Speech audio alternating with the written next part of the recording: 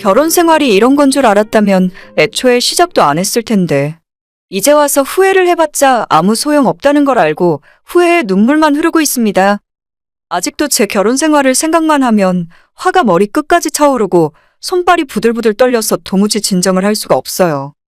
하지만 이제 와서 누굴 원망해봤자 달라지는 것도 없으니 제 딸만 생각하며 정신 똑바로 차려야 할 것 같습니다. 남편이 결혼 전에 제게 했던 그 모든 행동과 말들이 거짓이었다는 것을 알게 되었을 때 그때 뒤도 돌아보지 말고 도망쳤어야 했어요. 이혼한 전 남편의 기억을 떠올리는 것도 싫지만 오늘 하루 속에 담아뒀던 것들을 다 쏟아내버리고 앞으로는 새롭게 태어나고 싶어 사연을 보내게 되었어요. 4살 연상의 남편과 연애 2년 후에 결혼했어요. 결혼 전에는 어느 남자들이나 다 그렇듯 정말 제게 잘하고 제 말이라면 팥으로 메주를 쓴다고 해도 믿을 정도로 제 말만 듣는 사람이었습니다. 가끔 화가 나면 옆에서 말도 걸기 무서울 정도라는 점과 남편이 항상 자주 만나는 친구들이 몇 명 있는데 그 친구들만 만나러 가면 연락이 잘 안 되더라고요. 남자들끼리 술도 마시고 재미있게 노는 건 좋지만 연애할 때도 친구 문제 때문에 몇 번 말다툼 한 적은 있었습니다. 중학교 때부터 20년 알고 지낸 친구들이라는데 제가 뭐라 한다고 해결될 수 있는 문제도 아니어서 나중에는 그냥 포기하게 되더라고요. 결혼하고 나서 초반에는 돈 관리를 제가 했어요. 남편이 스스로 자기가 용돈 타서 쓰기로 했고 저는 매달 50만 원 용돈을 주었지만 단 한 번도 용돈 부족하다는 소리를 하지 않더라고요. 분명히 일주일에 한두 번씩 친구들도 만나고 술 마시고 노는데 돈을 많이 쓰는 것 같았지만 항상 주어진 용돈으로 다 해결하길래 그때는 그냥 그런가 보다 생각했어요. 오죽했으면 남편이 너무 얻어먹고만 다니는 것 같아서 제 용돈에서 10만 원씩 떼서 남편 주머니에 찔러주기도 했었습니다. 하지만 결혼 6개월이 좀 지났을 때 남편은 드디어 본색을 드러내더라고요. 용돈은 안 올려줘도 되는데 차를 좀 바꾸고 싶다며 저한테 BMW 자동차를 사달라고 떼를 쓰기 시작했습니다. 그때 남편은 결혼 전부터 타고 다니던 국산 소나타를 타고 있었지만 친구들은 전부 외제차를 타는데 혼자만 국산차 타고 다니니 창피하다며 차 바꿔달란 소리를 2달을 넘게 하더라고요. 남편의 월급이 300만 원 정도였고 제 월급은 250만 원 정도였기 때문에 우리 소득으로 외제차는 도무지 무리라 생각했지만 남편이 지금 타는 차 팔고 그 돈을 보태면 매달 할부금 70만 원만 내면 되니까 충분히 가능하다며 저를 졸라댔습니다. 일단 사주기만 하면 내가 열심히 일해서 돈을 더 벌어올게. 내 용돈 줄여도 되니까 꼭 좀 사자. 우리도 언제까지 국산차만 타고 살래? 너도 쪽팔리지 않아? 저는 애초에 차에 대해 별 관심도 없고 남편 차를 타고 외출하는 건 주말에 어쩌다 한 번이라서 별 상관없었어요. 요즘 외제차를 탄다고 누가 알아주는 것도 아닌데 그놈의 친구들이라는 인간들이 가장 큰 문제더라고요.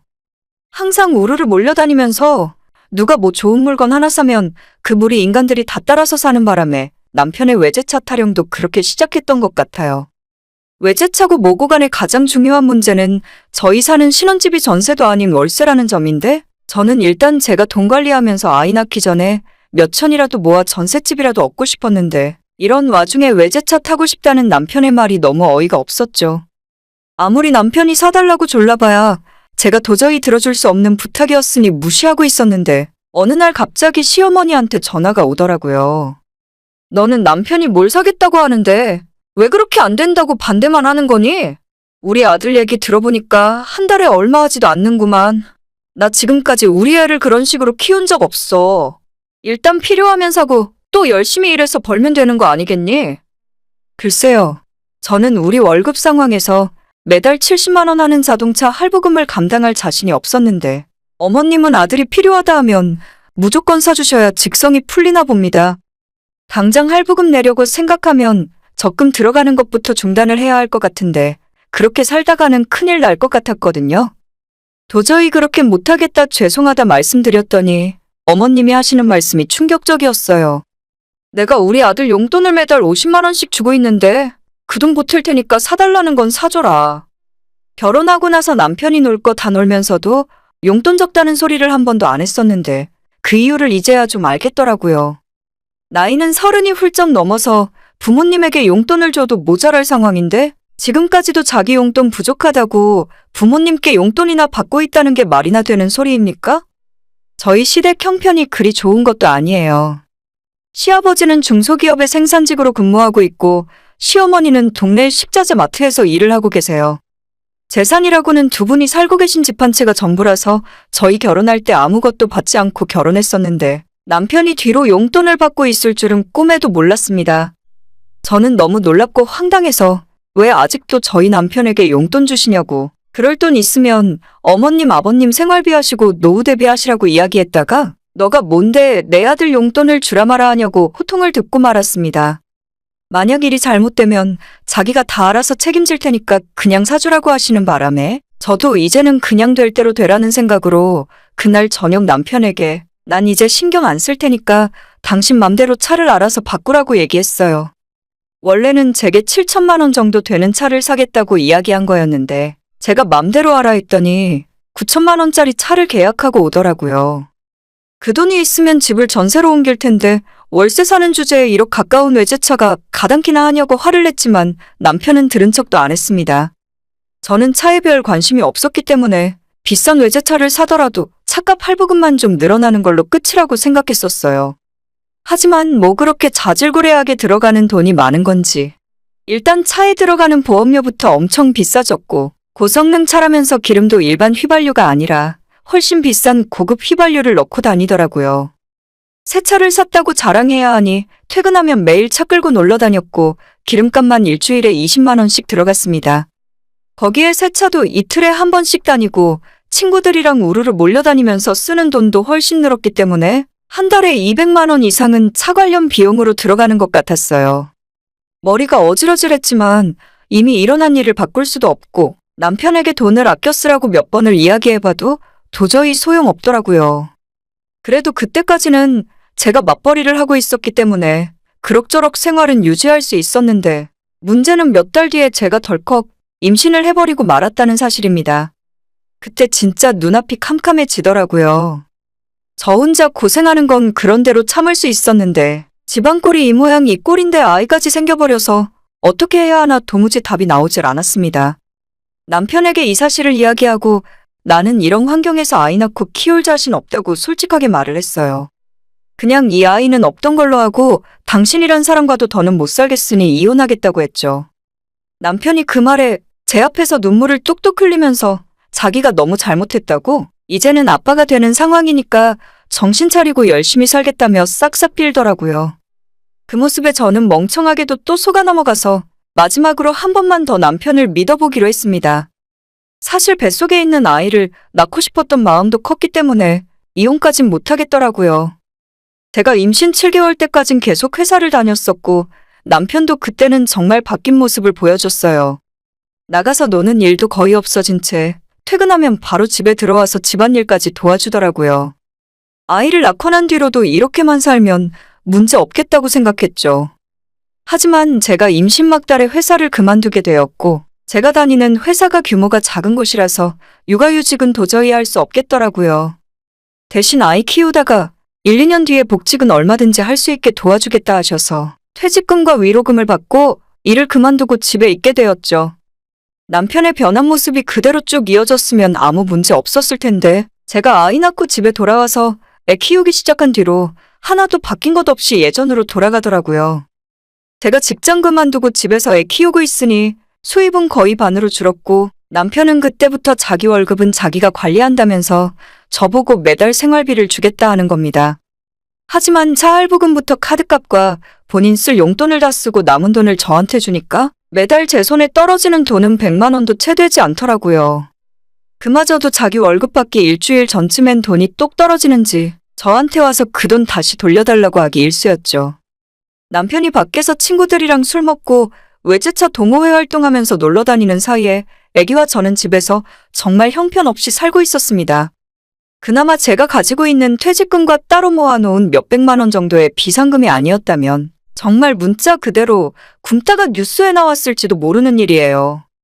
제 옷이랑 화장품은 언제 마지막으로 샀는지 기억도 나지 않을 정도고 씻고 나오면 제 얼굴에 바를 로션도 없어서 아이 바디크림을 바르면서 지내고 있었죠. 남편이 주는 생활비는 보름이면 하나도 남지 않을 정도였고 그 외에는 제 돈과 정부에서 나오는 아이 양육수당으로 생활했습니다. 모으는 돈은 당연히 한 푼도 없었지만 남편의 자동차 할부금을 제외하면 대출이나 다른 빚은 전혀 없었기 때문에 그거 하나 보고 버티고 살았어요. 제가 나중에 회사로 복직하면 내가 번 돈으로 적금도 넣고 아이 키우면서 다시 모으면 그만이었으니까요. 남편이 제게 주는 생활비는 사실 공과금 내고 나면 남는 것도 없습니다. 관리비, 전기세, 인터넷, 휴대폰 등등 매달 고정으로 나가는 공과금만 해도 40만 원에서 50만 원 가까이 되더라고요. 하지만 남편이 어느 순간부터 저보고 공과금까지 내지 말고 그 돈을 자기가 가져다 쓰겠다고 하더라고요. 저는 살면서 단 한 번도 핸드폰 요금조차 연체되어 본 적 없이 살았습니다. 집에 고지서가 날아오면 바로 그날 다 처리해버려야 마음이 놓이지 밀리거나 연체하면 불안해서 잠도 못 자요. 애초에 빚지고는 못 사는 성미기 때문에 저희 결혼할 때 남편이 저한테 전세 대출 좀 받아오라고 하는 걸 거절하고 그냥 월세에서 살기로 한 거예요. 저희 남편은 몇 년 전에 사고 친 적이 있어서 아직 은행에서 대출이 안 나오는 사람입니다. 주변 지인들에게도 단 한 번 돈 빌려본 적 없이 살았는데 남편이 생활비가 모자라자 저보고 마이너스 통장이나 신용대출을 받아보던지 그게 아니면 제 아는 사람들에게 돈을 좀 빌려보라 하더라고요. 저는 없으면 그냥 적게 쓰고 안 쓰면 되는데 왜 돈을 빌려야 하냐고 남편의 부탁을 거절했고 그때 이후로 제게 생활비나 공과금조차 주질 않고 있습니다. 진짜 견디다 못해 시어머니에게 전화해서 남편 차값 보태줄 돈 있으면 저희 집 생활비로 쓰게 그 50만 원 저한테 달라는 소리까지 해봤어요. 그런 제 말에도 어머님은 눈도 하나 깜짝하지 않으시면서 대체 너는 살림을 어떻게 하길래 맨날 돈 없다는 말을 입에 달고 사냐고 나무라셨죠. 대체 돈이 다 어디로 들어가는데 내 아들이 벌어서 가져다 주는 돈은 다 어디에 쓰는 거야? 그 말 듣고 황당하고 화가 나서 제 통장 내역까지 까서 어머님 눈앞에 들이밀었습니다. 남편이 저한테 주던 돈이 겨우 60만 원, 70만 원 정도 수준이었고 그 돈으로는 한 달 생활은 고사하고 세금 내고 인터넷 핸드폰비 내면 남는 것도 없다 말씀드렸죠. 그나마도 최근 들어서는 그 공과금도 내지 말라면서 저한테 돈 안 준 지 석 달이 넘었다고 이러다가 전기도 핸드폰도 다 끊길 것 같다며 어머님에게 제발 아들 좀 정신 차리게 해달라고 소리를 질렀습니다. 하지만 그 애미의 그 자식이라고 어머님이 한다는 소리가 네 신랑이 돈이 급한데 그것부터 해결할 생각을 해야지. 전기세 같은 건 한 달 밀린다고 바로 끊기거나 그러진 않잖아. 라고 말씀하시더라고요. 그 말 듣자마자 바로 눈 돌아가서 신랑 쓰는 돈이 대체 뭐가 급한 돈이냐고 친구들이랑 술 먹고 놀러 다니고 어머님이 비싼 외제차 사라고 해서 그거 산 뒤로는 동호회 사람들이랑 세차하러 다니고 드라이브 다니면서 하루에 10만 원씩 펑펑 쓰고 다닌다고 하소연을 했습니다. 남편 카드값 영수증도 보여드리고 진짜 내가 아이 키우면서 어떻게 살고 있는지 직접 눈으로 보시라고 했더니 기껏 한다는 말씀이 자기가 번 돈 자기가 쓰는데 너가 왜 집에서 왈가왈부하냐면서 저한테 카드 영수증, 전기세 고지서 등을 얼굴에 집어던지셨어요. 그러더니 억울하면 너도 나가서 돈 벌어서 너 맘대로 쓰라더군요. 이럴 거면 제가 왜 결혼을 했고 왜 이 사람 아이를 낳아서 살고 있나 싶었죠.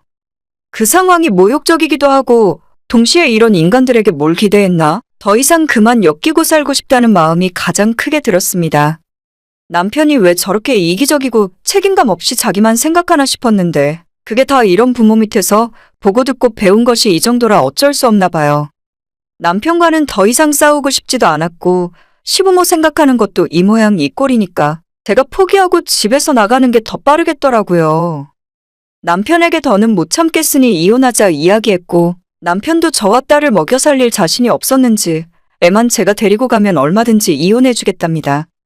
저도 두 말 않고 애는 내가 키우겠다 하고 남편이랑 원만히 협의하에 이혼하게 되었어요. 양육비 매달 50만 원씩 받고 그냥 차라리 내가 벌어서 애 키우면서 사는 게 낫겠더라고요. 이혼하는 데 있어서 여러 힘든 과정들이 있었지만 지금은 아이와 함께 친정 들어와서 살고 있고 저 다음 주부터 회사 복직해서 다시 일 시작합니다. 다른 건 오늘 이 시간 이후로 모두 잊고 우리 딸만 생각하며 열심히 살 거예요. 거의 1년 가까이 집에만 있으면서 너무 무기력하고 내가 쓸모없고 한심한 인간이라 생각했었는데 다시 나가서 일할 수 있다니 그게 너무 좋습니다. 전 남편이야 어차피 놀기 좋아하는 사람이고 지네 부모가 저딴 식으로 키웠으니 앞으로는 알아서 살라 하고 저는 양육비만 제때 받으면 아무 상관 없습니다. 결국 제 스스로 열심히 하면 그만이니 정신 똑바로 차리고 살아야죠. 다행히도 친정부모님이 많이 도와주기로 하셨으니까 용기 잃지 않고 열심히 살겠습니다. 오늘 이 사연을 끝으로 전 남편에 대한 안 좋은 기억들을 다 잊어버릴래요. 오늘의 사연은 여기까지입니다. 구독과 좋아요, 알림 설정 부탁드립니다. 다들 행복하시고 좋은 하루 되세요.